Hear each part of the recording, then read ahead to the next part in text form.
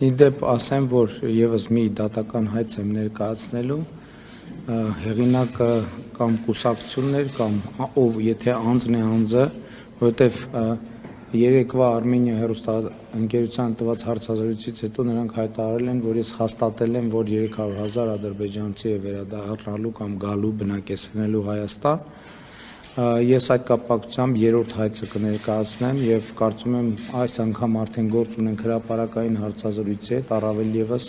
ակնհայտ է, որ երրորդ ներողությունը պետք է խնդրի Սամվել Կարապետյանը, եթե նա արդեն սկսել է անհանգստանալ դատական հայցագնի վերաբերյալ, նշանակում է իր բանի հարստության չափերի մասին լուրերը խիստ չափազանցված է։ Ինչ վերաբերվում է Պեռե Վառոդին, Հայաստանը իրավապահ եւ ինստիտուցիոնալ համակարգը բավարար չափով կայացած է, որպեսզի բնում խեղդի ցանկացած հեղաշրջման փորձ, իսկ եթե Ռոբերտ Քոչարյանն այնքան է իր իրականության զգացումը կորցրել, որ մտածում է, որ ինքը Հայաստանի Հանրապետության ընտրություններում կարող է հաղթել, ես այդ դրա վերաբերյալ ճիշտ ասած